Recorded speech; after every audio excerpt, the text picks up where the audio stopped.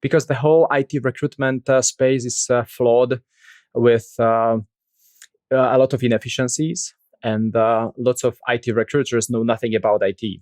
So I saw that firsthand while I was the CTO, and I wanted to change it. So we spent a year with a few of my colleagues building the academy, the digital products, the live training eventually.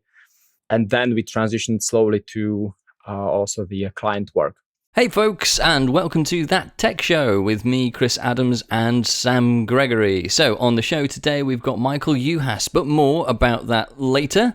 Let's have a quick check-in. How's it going, Chris? I don't feel that you're matching my level of enthusiasm today, Sam. I was trying to segue it very nicely, but I couldn't think of anything to do, so I was throwing it back in your court.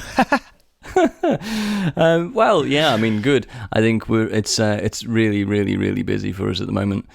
So hopefully we'll be getting a few more things out, because we've missed an episode, right? We missed a week. Yeah, we did. So sorry, folks. Yeah. Well, I was going to suggest that we release 2 in 1 then, but no. No, we've got plenty in the bank. We've got loads of great guests coming up, but things just get on top, don't they, really, when you're as busy as you are and a podcast isn't your main business, because, those people out there you don't know, but, it's not a lucrative business running podcasts. It's very loss-making. We do it for the love of speaking to people. But, hopefully it's gonna grow. We've got some great listeners, obviously, that you folks joining in and tuning into us every week. On that note, do we let them in on the potential community? Do we let them in on that?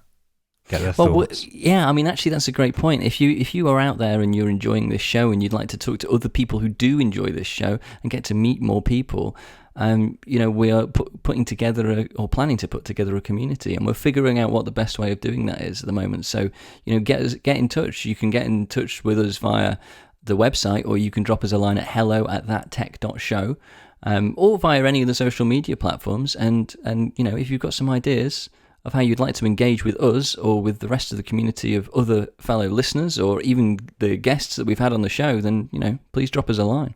Also, let us know where you're listening from. I mean, we kind of know, but we want to know where our most engaging listeners are from. And then, because of course we need to start in London, but do let us know, because we want to know where all you folks are from in the world, because that'll help us a lot, I think. If you're listening from far and wide and you're really getting something out of the podcast, drop us a line there as well. We'd love to know where you're listening to us from and what you like about the show. And we've got plenty more episodes coming up as we hit our milestone. We're coming up to our milestone of 50 episodes. So let us know what you think and which bits you like and which bits you don't, and we'll happily take that feedback. That'd be really handy. That'd be very handy. Please, you listener, not the other listeners. We want to know what you think. Yeah. Listener, okay? Just ignore the others. Yeah, don't listen to them. Anyway, we should probably get on to who we have on the show this week. This week we have Michal Juhas of Geek Recruiters, a serial entrepreneur. He'll be talking to us all about his progression from successful startup CTO to technical recruitment, and all of the things in between, like his books, training courses, and public speaking engagements. Yeah, and what I really like about this episode is talking about the challenges of finding good technologists and how do you find good engineers, because technical recruitment is a really hard job if you're not technical, as most recruiters are. But Michal was a successful CTO in his own right and is here to help. And actually, even some of his other resources on YouTube, he's giving advice to recruiters on how to understand technology in a way that will help you become a better recruiter. So if you are a recruiter and you're not technical and you are looking to broaden your understanding, then this will be a great place to start. But we do encourage you to follow on and learn more about Michal and what he does, because it's a great resource. But and even if you're not a recruiter and you just want to be better at interviewing people, again, it's another great another reason to listen. Yeah, nice one. Well, it's probably about time we hear from Michal. This is Michal. Thanks for having me today. I used to be an IT professional, an IT consultant, software developer, and then a CTO in a fast-growing startup. And these days, I run a tech recruitment agency and also a tech recruitment academy. Beautiful. Well, I mean, I'm super curious to get into what you do currently, but you've been through it all by the sounds of things. You've been a developer and engineer yourself. What type of engineering was that? Were you web developer, app developer, or anything like that? So I started my career as the data engineer. So I worked with Oracle, PLSQL. That was great fun, but that must have been 10 years ago. And then I shifted my focus to web development. And as we have started the startup in Thailand a few years ago, I was really taking care of the full stack, backend, front end, mobile apps. And then we started onboarding new colleagues to join our team. And I also transitioned more to the management part of it. What was it called? Sorry, again? It was called Hotel Quickly. In the United States, there is Hotel Tonight. So we started around the same time. Hotel Tonight in the United States started focusing on the last minute deals, last minute hotel booking. And we started in Asia. So we were based in Bangkok. We had teams in Hong Kong, Singapore, Indonesia. So we fundraised $11 million. It was a great opportunity to learn what does it take to run a fast-growing startup. And some of us in the management burned out along the way. So it was also a good learning experience and also some self-discovery, which then helped me to transition to IT recruitment and the IT Recruitment Academy itself as well. Mm-hmm. And how was that transition, just to stay on the startup, how was that transition from being an engineer, being a developer, into kind of more of a management role? So it was hard because I'm the kind of a guy who likes to code. I like to get my hands dirty. And as we were onboarding more and more people, at the beginning, it was still relatively easy because I was a part of the team and still coding and doing code reviews. But as the IT team grew to 20, 30 people, I was no longer able to code because I also had some other responsibilities. I was also responsible for the BI, business intelligence team. So there was not enough time to code. And I also felt like I'm not doing really what I would love to do, right? Suddenly you wake up one day and you are on meetings one after another, thinking about some strategies or whatnot, preparing presentations for investors. And sometimes it's really interesting because if someone asked me a few years ago, Michael, this will your day look like? Would you like to join this company? Would you like to embark on this journey? I was like, oh my God, no, like I want to do something else. But as the company grows, you suddenly one day wake up to, this is your day. This is what it looks like. So just get used to it. You sort of get into rhythm, get into the motions, and all of a sudden you find yourself caught up in a life, in a situation where you're not too happy with. Yeah. And it reminds me how frogs are boiled. The temperature is increased slowly and steadily, and they don't really notice it, right? So that's probably happening to some of us in IT and IT management when, we slowly transition day by day, one more meeting per week, and suddenly you don't have one meeting per week, but suddenly you have, 15 meetings with one-on-ones and whatnot, which, some people really enjoy. But I still like to get my hands dirty, create some products from scratch, create prototypes, bring some products to the market. And eventually, as the company get to $70 million in revenues, we were just tweaking and optimizing some APIs, which was not really what I was passionate about anymore. Mm-hmm. So I come from, and Chris actually comes from more of a consulting, and I've never really been interested in the kind of product side of things and developing a product. But when you describe it in that way, where you're just maintaining and building something, I sort of like that idea, but I think you forget the in-between. It's that day-by-day transition. That, what was it, rock boiling? I've never heard that quote before. No, frog. Okay. You've heard that quote, haven't you, Sam? No, I haven't. You've not heard that one? No. Frog boil. Yeah, I mean, it's not a particularly pleasant term, and obviously Maybe it doesn't align with. I'm a vegetarian. Yeah, exactly. It doesn't align with your diet. I wouldn't dare expose myself to that kind of language. Yeah, it's the progressive boiling. They're not aware of it because the temperature changes so slowly. It's the progressive. Yeah, but building a product is about that. It's that slow build. I mean, how long are we talking before you left the company, like from startup to you leaving? How many years, how many months was that even? It was 5 years. 5 years since we have co-founded the company and until I left it. So 5 years, slowly, day by day. But this experience also now helps me to help other CTOs and other engineering teams to realize who they should get on board, because they are often focused on the very technical part of the requirements, which is Java backend developer or front-end React developer. They focus on those basic requirements, but they don't think about the other side of the coin. So we need front-end React developer who is excited about starting projects from scratch, or we need a front-end React developer who will be keen to just optimize some existing website and tweak it a little here and there and polish every single pixel on the website. This kind of experience also helps me now to build more efficient development teams.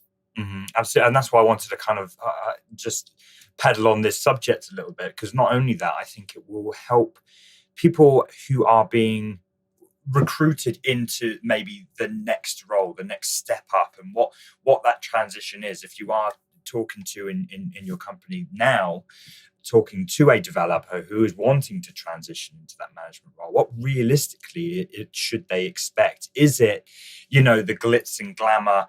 I'm not sure how many developers think of management as glitz and glamour, but is it what they expect in their mind and kind of preparing them for it? So is this startup kind of still going now, or did they fold, or what's the status of the startup? So the investors merged the company with their other company. They took the technology, they took customers, and merged with their existing business, which was a way how to still sustain, but eventually the brand faded out. Yeah, that was not such a pleasant ending, not what we envisioned when we started the company, when we were looking at the exit, potential exit. But that also helped me to shift my perspective, because I realized that it's the journey that matters, not the exit itself. And that's also why I started the other company now without funding, without any investors. And we just go through the pure hassle of following where the cash is, and we develop products. We release new products every few months, and also some services where we can really quickly cash on those opportunities. So I mean, getting cash from investors is great, but I also saw firsthand how easy it is just to throw the money out of the window. We fundraised $11 million or slightly more, and often we were just throwing money at the problem instead of just really figuring out what should be the right solution. And it's totally different when you are now investing your own money and thinking, oh, well, it will cost 5,000 euros. Let's think about it properly before we pay the invoice. So that's a different mindset. I think that transition from it being someone else's money to it being your money is really interesting. How do you change your mindset to think about spending the money in the way that you would have spent it previously, I guess? Or do you do that? Is there a different way around it? Well, it's different when you realize you could pay the money to yourself. As a business owner, I can send the money to my private account and buy whatever, right, within the amount that is available. But there is no investor that I need to ask for an approval. And I don't do it just because I want to reinvest the cash, right? So then I'm very cautious about how do I reinvest those, 10, 20, 30,000 euros. I noticed that previously when it was just some budget in a spreadsheet, some money that investors sent us, we were thinking about the spreadsheet. Like, hey guys, we need to make the spreadsheet work. We need to decrease costs. We need to increase profitability. But now it is like, hey guys, I have here 10,000 euros this month, and I don't want you to waste it, because otherwise I could just transfer the money to my account and pay something really nice or travel with my wife and kids somewhere. And I'm not. So make sure that we don't waste the money. So that's a different mindset. And also our employees realize it. We have like 20 people. So they also realize it, and they feel this kind of pressure. It's a different pressure than from investors, because investors could also fire you as the manager at the end of the day. They know that no one can fire me, but they feel that the money is mine, and I want it back. They can play with it in the short run. They can reinvest it. They can launch campaigns, but in a month or two, I want the money back, and then we can reinvest it again. How do you think that affects the culture within an organization? Because obviously that is I imagine it probably takes you a little while to come around to that conclusion about how you're investing it and how willing you are to let it go in exchange for it potentially coming back to you at a later date. And it is definitely a different mindset. And I think anyone who's tried to bootstrap a startup with their own cash will sort of feel that. How do you think that affects the culture within the rest of the organization, if they're aware of that? Like, do you think that it's allowing employees to do the best they can? I mean, how do you balance the risk versus reward? Well, it certainly increases the ownership, not among everyone, but especially the senior management team. They feel more ownership just because they see this is the money. We are talking, not much, like 50,000 euros per month, say, right? So it's not too much money, but still, if half of it is wasted, then we cannot pay the salaries for next month. And they realize it. There is no backup, there is no investor that I can call to and ask for a little favor. It's just us who need to make it happen. And if we don't, then people in the company may not have their salaries paid. So the sense of ownership is much higher than in a regular company or a corporation, especially corporation, where every invoice, every salary is paid on time. People don't feel this ownership. But I suppose the counterpoint as well is that, I mean, you mentioned it yourself. You're not answering to anybody. You're not answering to an external investor. How much of an advantage is that? Well, it's a great advantage, especially in the short run.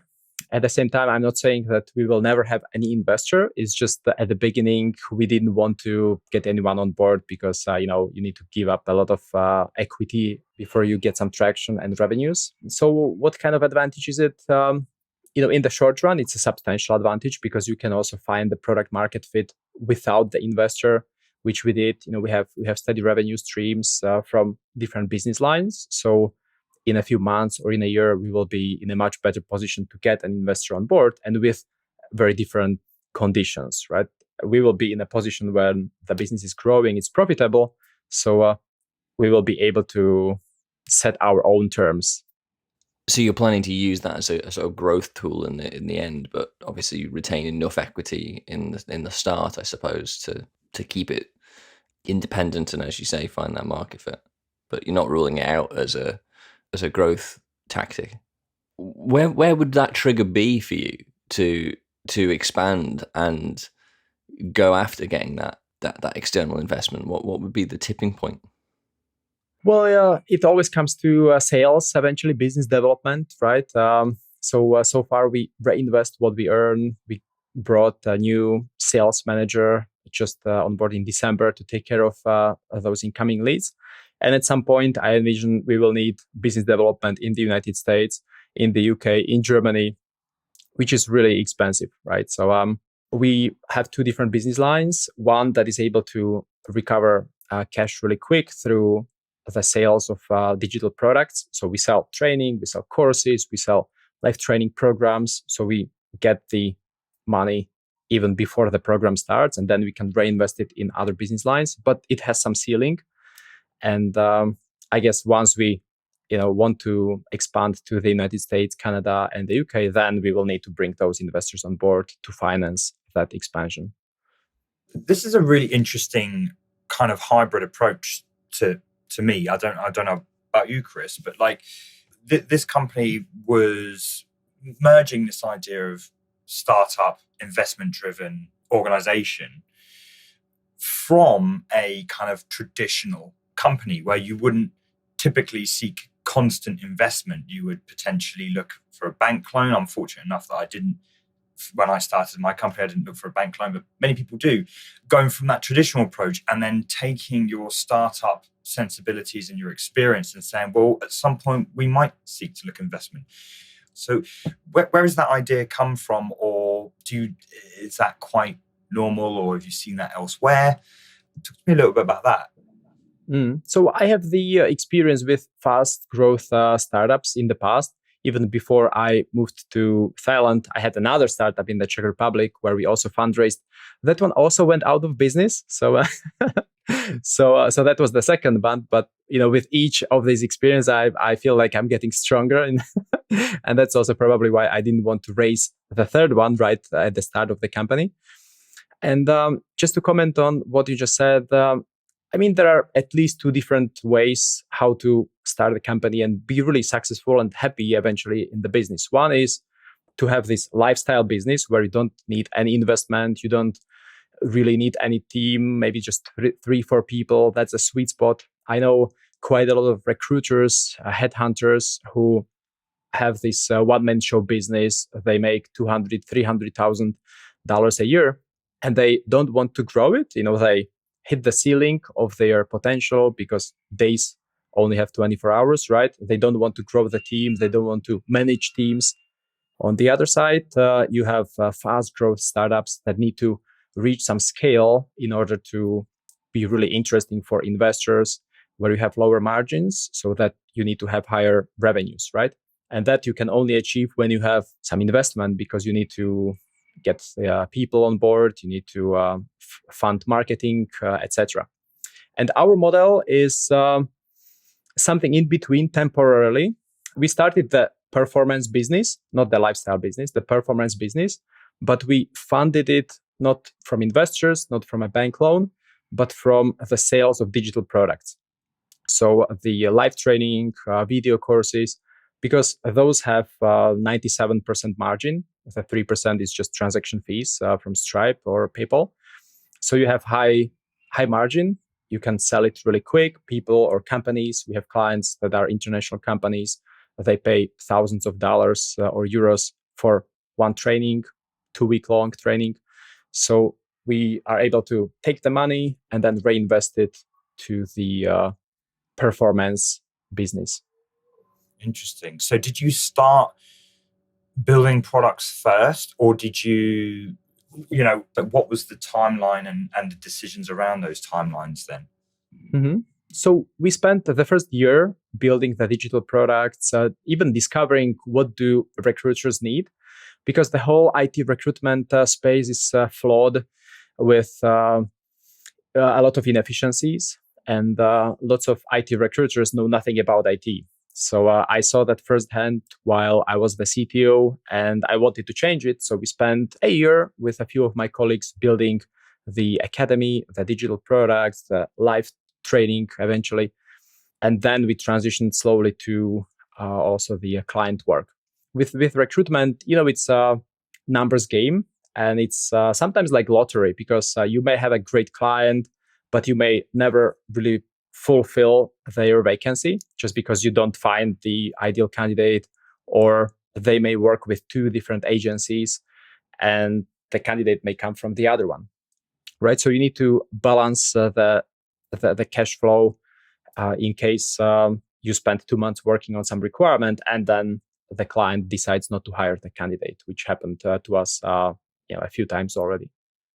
That's really interesting, because I'm in the process of building some digital products and various things like that. You mentioned these 2 companies almost. Are they treated as such? Do you have a team of developers and a marketing team and all that around your digital products? And I'll be interested to know how you're getting the name out there. And then do you have a floor full of digital floor full of recruiters calling, keeping contacts and going out there and getting work? Or are they kind of this fusion of the two? Are they, have you got developers who are in the evening calling up candidates or what? How is it set up like that? So we have one company and different customer-facing brands. So there is one company on the invoice, right? But that's the name that no one really knows about. We don't build a brand around the legal name, but we have different brands that people can really quickly see what is it all about. So one of the brands is Tech Recruitment Academy. So when we have some advertisement, people see Tech Recruitment Academy. Okay, well, they probably do some courses about tech recruitment. It quickly resonates with them. Then we have the second brand, which is Geek Recruiters. So that's our brand for recruitment services, where we also want to be perceived as those recruiters who can recruit geeks. We build these brands that are for the particular audience, and people, even in the company, they have contracts with the one legal entity, but they work for different brands. Well, that's put my mind at reassurance, and we won't say anything more about it. So that's good. Well, I have one more thing to say, actually, Sam. I'm curious. If you're setting up those different brands, do you think that's been the right thing to do, or has it been harder to build two brands simultaneously? I would say, and I would do it again. So if it is harder or easier, it really depends. What does it really mean harder, right? It is probably harder to build two brands because you need to have two different websites. But in fact, we have 8 different or 10. One is for some particular product or for some ebook that I wrote. So we have very specific domains, and there is a thin line between a domain, a brand, and a company name. So it is harder to build it, but then I would say it is easier to communicate to customers. Because say if I have a brand like NYG, then what does it really mean? Then you need to explain to some customer, NYG is our recruitment agency, and we also do training, and we also do career coaching, right? So it's, you can do it when you are IBM or Microsoft, right? But even if you think about Nestle, for example, or Kraft Foods or Mendelez, actually Mendelez is the name of the parent company, right? But then they have different brands, for example, Milka or Kinder, right? They have different brands, and customers really quickly recognize the brand. They like it, even though the same people in the same building come up with the product itself. So I found it easier to market, easier to communicate to customers, and I would totally do it again. I think that's a really interesting point, because I'm not sure, especially for us more techie people out there, if we would necessarily jump to the conclusion of saying, actually, it might be easier for us to create a targeted brand rather than a brand that has all of these things that it does. And I think that's it's a really interesting point. Was that immediately apparent to you, or is that something you've learned over time? Because I suppose that you've built up a lot of marketing experience from doing the recruitment work, because that's a core component of it. Yeah. That's a great question. I think it comes back to my desire, my passion to start new products and experiment. And it's so much easier when you give it some new name, because then you can also kill it really quick. To give you a real world example, say 2 years ago from when we are recording this podcast, COVID started, right? And we had already some clients signed for the training, some B2B clients, right? Some companies, staffing agencies. And within 2 weeks, all of them terminated our agreements because suddenly they thought, hey, we need to lay off. So why would we be training people, right? So they terminated one contract after another. And we were like, oh my God, what's going on? We cannot, fulfill. It's unlikely that we will be able to onboard some new clients. So we need to iterate and we need to go where the money is. Staffing agencies will not pay for the training. Companies are not hiring. So we need to go after individuals who have the money and they are sitting at home and they need some help with their career. So we went after IT managers and CTOs, VP of engineering, but not to offer them recruitment services, but to offer them career coaching. And for this, I created a brand called Career Upgrade Tools, which is still live. We still use it. We still get customers for this. And we were able to just approach customers. It would be so much harder if I just approached them with this, company, NYG or whatever, numbers, letters. So I approached them with career upgrade tools like, hey, we are this company, career upgrade tools. We can help you with your career to get more opportunities. It's harder than ever now with COVID. We can help you with your resume. We can help you thrive at interviews. We can help you introduce you to some hiring managers abroad. And you only need to pay us 690 euros or 1,990. And there were people who took up on the offer and we were consulting them. So again, we were able to get some cash in the company, which was just thanks to us spinning off a new brand really quick within a matter of 2 weeks, 3 weeks. And I guess I would not do it if we were stick to just the NYG company that provides the training solutions, right? So it's about agility, it's about openness and the attitude, and you just need to go where the money is at the end of the day. Yeah.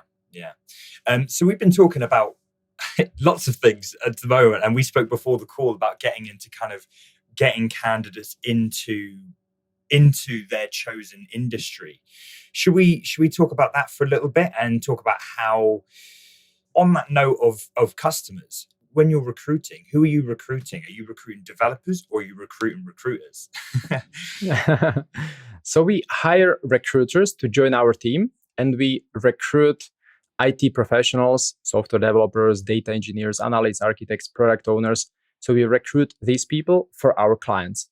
And those clients are in the United States, in the Caribbean, in Europe. It's really interesting how many opportunities these days IT people have just because they can work for a company remotely. Thanks to COVID, of course, they were doing this even before COVID, but now a lot of hiring managers who were conservative before COVID, now they are like, just get me some people who are cheaper than what we pay here because it just doesn't make sense anymore.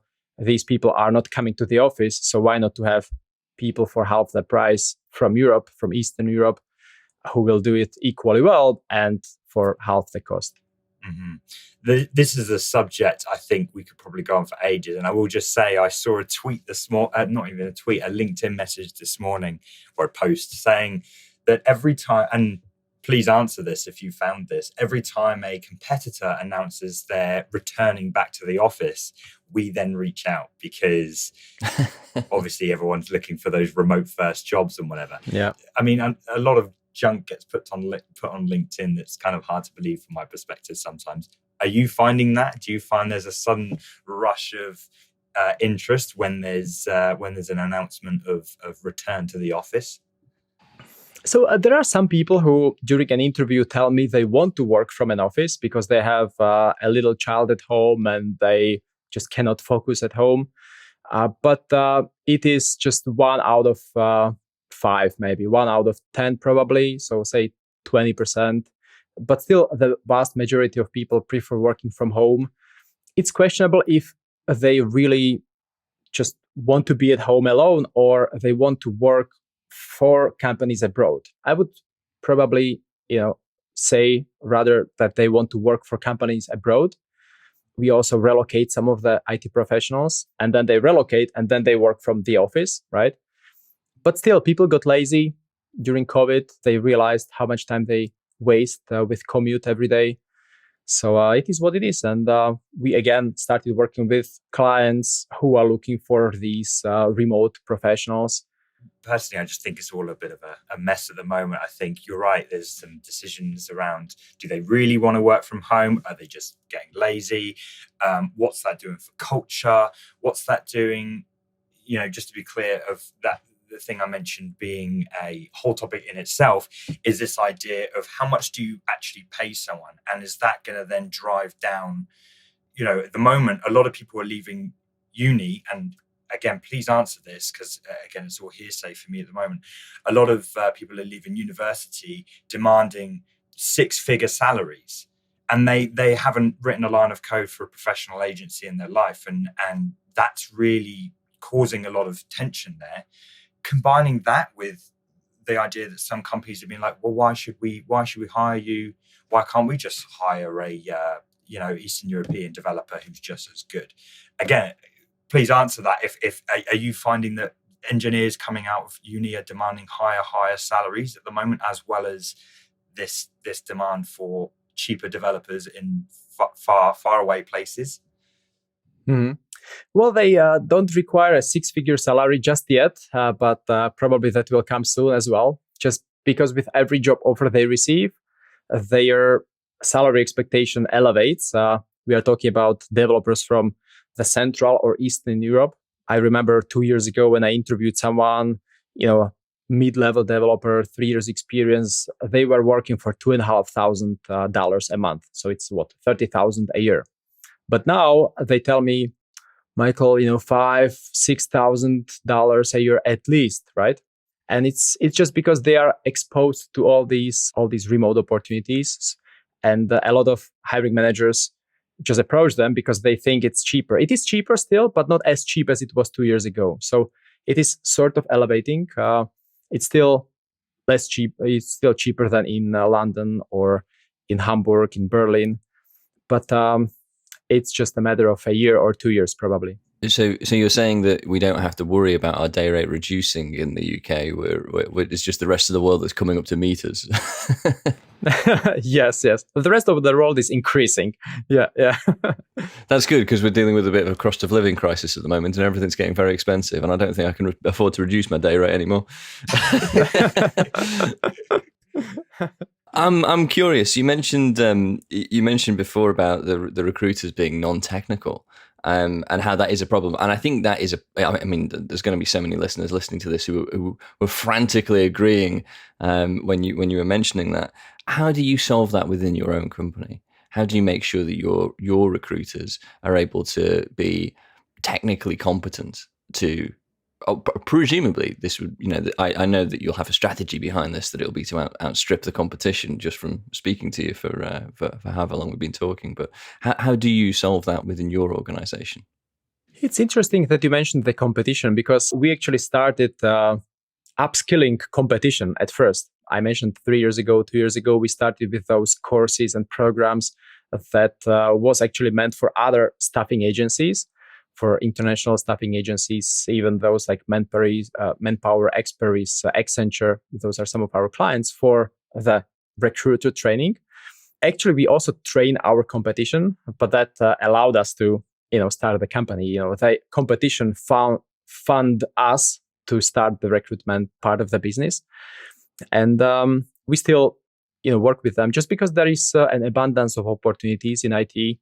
We have clients from the United States, and the way I think about it is that even if we help, say, the company in the United States to upskill 10 or 20 of their colleagues, it's just a drop in the ocean, right? Overall, so they will not eat up our lunch, and it will just make us stronger at the end of the day, as our recruiters. Because then I also use those materials to train my team, my colleagues, which is what you actually asked about, right? I do think what you just mentioned, though, is a really interesting approach, actually, because I suppose that is actually also going to help you with your own marketing, branding, etc. I suppose, again, it's all, it all comes back around again. If you've trained somebody in a big firm and they go off and start their own place, then if they're looking for support, they may come to you as well. Yeah. And that already happened. So people who saw that we trained their team in one of these large companies, they often want to become freelancers. They became senior freelancers over time, and they want to start doing it on their own. But their problem is they don't have clients to work for. It's not as easy to just go after some, larger company and start working for them as a freelance recruiter. So they come to us, and we onboard them as our recruitment associates, as our partners. So we have a network of 50, 60 of these associates who start working for us, commission only. So like this whole ecosystem with training, it was just so beneficial for us, even though, logically, it somehow doesn't make sense because we are training our competition. But if I just look at how many recruiters are out there, and we train 10,000 of them. It's just a drop in the ocean. But it allows us to improve those materials, see firsthand what do other agencies do and how, so that we can learn from this and do it better in our company. It does seem counterintuitive, I think, on the face of it, but it's certainly, there's many things that you're talking about that are sort of feeding the flywheel of that company growth, and I think that's really insightful. But anyway, let's get back to that point then. So, how do you make sure your recruiters are technically competent? Mm-hmm. So we have very specific roles. So they only focus on certain activities where I can train them easily. Because, say, on one end of the scale, you have a full stack recruiter, so to speak, this 360-degree recruiter who does everything. He or she can interact with the client. He or she can find candidates, interview candidates, submit candidates to clients, negotiate, right? And there are very few people on the market who can do this really well in IT. And it's really hard to train someone to do all of these activities. So that's why we have very specific roles in teams. For example, if I would use the analogy with microservices, right? On one hand, you have this monolith application, which is really difficult to maintain and onboard new joiners to learn to work with this monolithic application. And on the other end of the scale, you have a few microservices with good documentation and easy onboarding. So you can bring a developer to just work with the one microservice, right? With the one repository. And that's what we do with recruiters. Like, they have very specific roles where the KPIs are very clear. We can train them really quick. And of course, they have to go through my training to make sure that they actually can perform those specific activities. So getting a little bit of an insight into your training then, I mean, how deep are you going? Are you having them code? Are we doing pair programming sessions and they're all learning TDD? I mean, how far are we going? Well, we took a lot from development. So, for example, we do pair coding sessions, but we can call it feedback sessions, where they define their sourcing approach, and then we give them feedback if it is reasonable or not. So that's one thing. Obviously, they don't have to code. They don't have to learn Python, because that's just useless, especially because one day they are recruiting Python developers, the next day front-end React, the next day Java backend developers. So there is no advantage in going too deep, but they need to know what Python, for example, can be used. It can be used for data science, and you can recognize a data scientist based on these specific keywords, like, NumPy or SciPy, right? So we teach them to recognize certain patterns that for someone like you or me who has been in IT for 15 years, it is sort of obvious. You know that Spring is used in Java for backend development, right? So when you see a developer who has on the resume Java Spring, then you sort of know what to expect.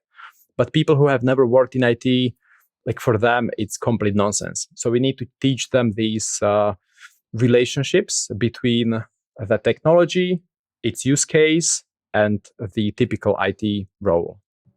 Have you productized that then, and that some of these ideas and philosophies will not go away? You know, like you've just said about Spring and Java and Python and stuff.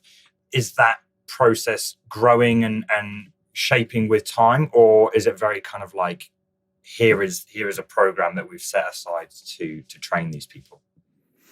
Yes, so we created several products as video courses, but still our best-selling product is the booklet with mind maps that you can see behind me. It's over there. That's a booklet with about 50 mind maps. I have it actually here on my desk, so listeners will not see, but we are talking about these kind of mind maps where they, for example, have like some must-have skills, or in this case, software development, hard skills. So, for example, for backend developers, what to look for, just to help them structure their thoughts about mobile developers, that there is native or cross-platform hybrid development, right? And they just learn about the typical use case. So we keep developing this booklet. I could have never imagined this would be the bestseller. Just at first, I created it for myself because I couldn't remember all those IT terms. And I was like, okay, I'm going for an interview. with a data scientist. So let me just draft this mind map. And then, people got interested and we started adding more and more mind maps regarding Java, JavaScript, C#, cloud, DevOps, and whatnot. This is the best-selling product, really. That's great. What was that called, by the way? This is called IT Recruiter Mind Maps, and this is one of the websites that we also have as a standalone product, just itrecruitermindmaps.com. Well, I think we can create a link to that in the show notes. But that's really interesting, that mind map. It looks fascinating. But one thing I would question as well is, how do you get to the difference between somebody using the IT terms, ticking off those terms on your mind map, versus them actually knowing that in detail? And do you need to know at that level, or is that something that you're then handing off to the hiring manager, I suppose, to actually weed that part out in an interview? I don't think they can really comprehend all those terms just because I cannot myself, right? You probably also work in a specific segment of IT and you are really the experts in that area. But what if tomorrow a manager comes and says, hey, we need a cybersecurity specialist? Like, you will also need to read a few blog posts here and there, right? Just to be able to absorb those libraries or whatnot that they use. And you will not really know what exactly is it used for. So we need to draw some line where it is okay not to know more about it. For that, we also have very specific screening questions that we ask candidates. That's actually what I'm responsible for. I interpret those job requirements for our colleagues. I define those screening questions. I tell them what to ask about. And then they fill in the blanks. We assess the candidate. And then the hiring manager does the additional screening, additional technical especially. And it's also often not the hiring manager, but rather someone from the development team, someone who really works with the technology and can ask, some technical nuances that it would be really awkward if a recruiter asked this, and I would not even be able to assess the answer. So just getting into that portion then with the hiring manager, I presume that you will have companies that will have different approaches to how they actually interview a candidate once they're through the doors, really, as a candidate. Are there particular interview techniques that a hiring manager can do that you are finding to be more successful than others? Yes. That's a great question. I would say as soon as the hiring manager focuses on selling the opportunity to the candidate first, they are more likely to get the right talent on board. Because a lot of people who are just starting with hiring, smaller companies, they focus too much on the technical fit, right? They get a candidate and they're like, okay, now let's check if you know the latest Next.js library.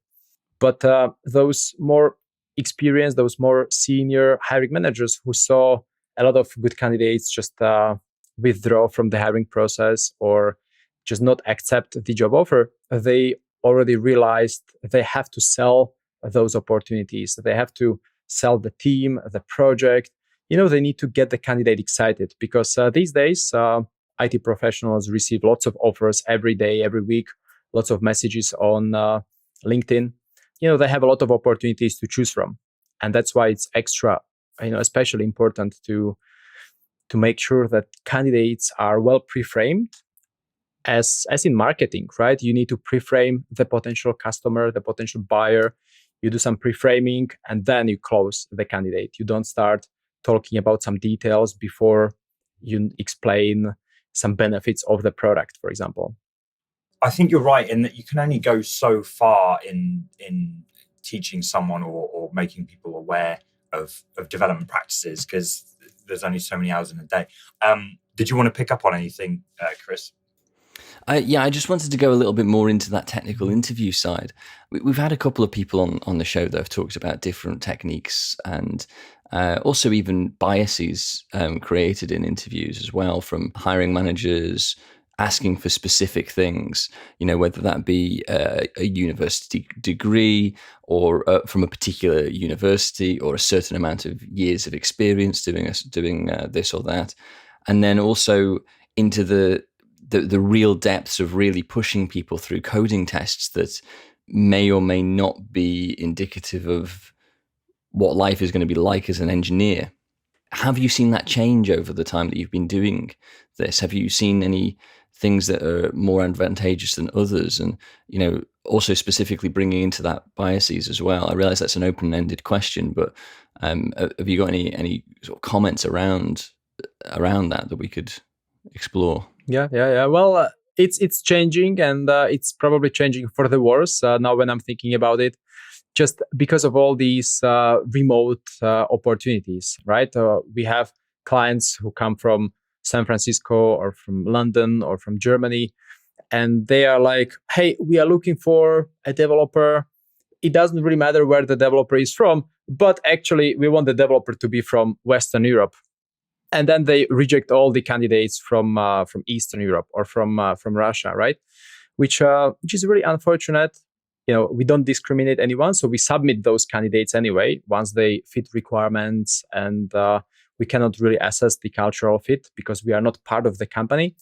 But we've noticed a lot of hiring managers just reject those candidates who come from certain destinations, which is really unfair. And I've noticed also that some candidates are rejected even if they moved, for example, from Eastern Europe to Germany or to Portugal. But, the hiring manager came back and said like, hey, this is just, someone from Ukraine working in Spain. I'll not pay him as much as I thought I would.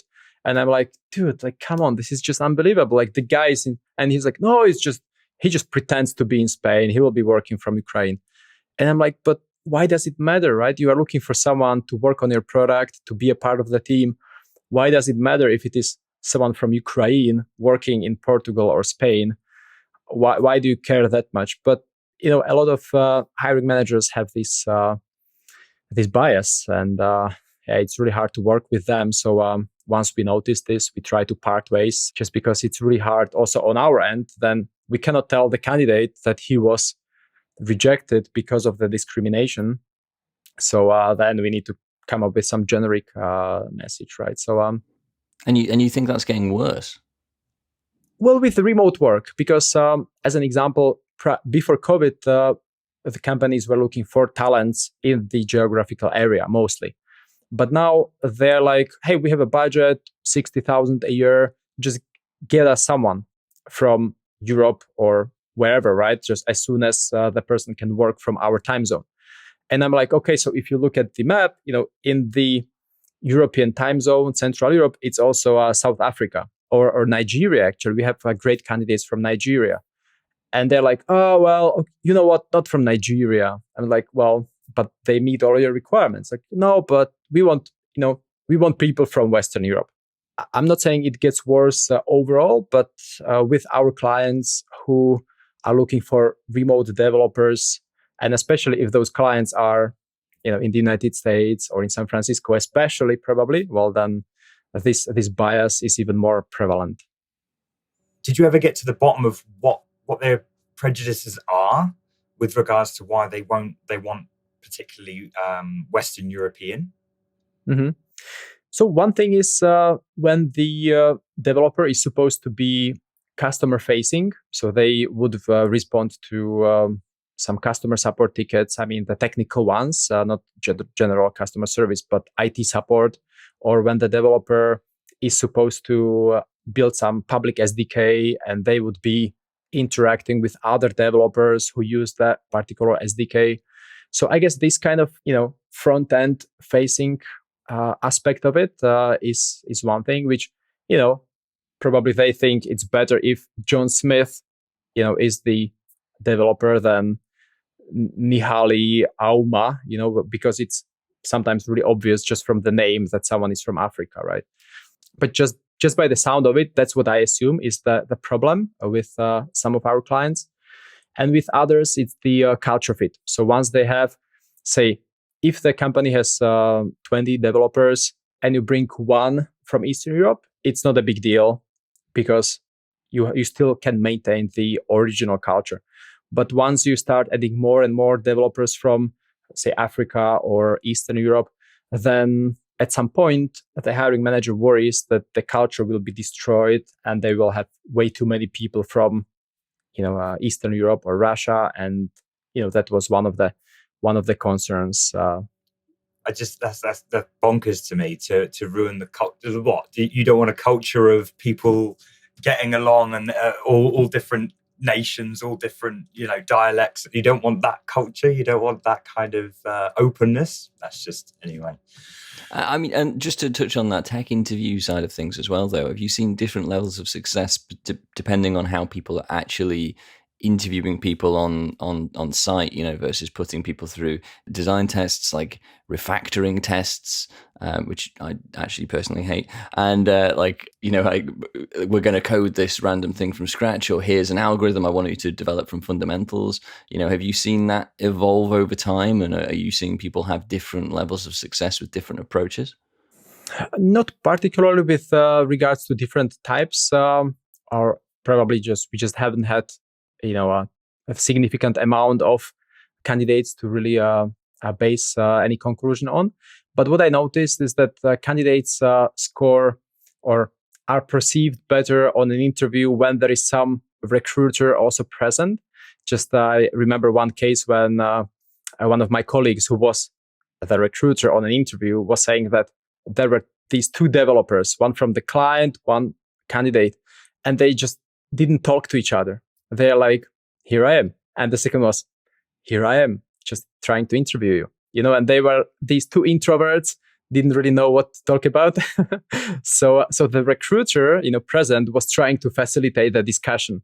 And I just think if she was not present, then it would be a complete disaster because, probably they would just wrap it up after 10 minutes of silence or just some very awkward talk.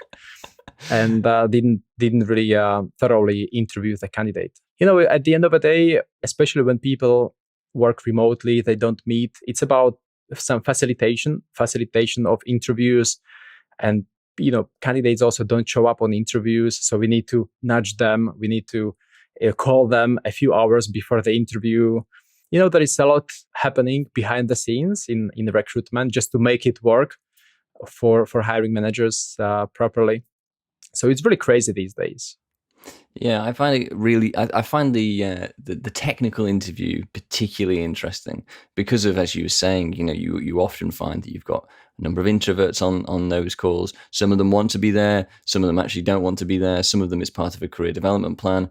And I've been on a couple of calls where you've got introverts who are uncomfortable, but that call will go on for a very, very long time, sometimes an hour and a half, 2 hours, with very little that's been said, and people are following scripts. And I think it's a really interesting point where there's actually a lack of interview experience, and I think that's a bad experience for candidates. I think you're not necessarily evaluating somebody within the role that they're going to play in an organization. And but I think it's a much deeper topic that I think maybe we'll uncover it slowly but surely through as we do more and more episodes on this show. But I think that the whole world of recruitment and how you get from finding a good recruiter, making sure that recruiters are able and capable of finding good quality candidates, to actually getting the interviews working on site and then putting candidates through that mill. I mean, it's a fundamental part of everything we do, and I think it's just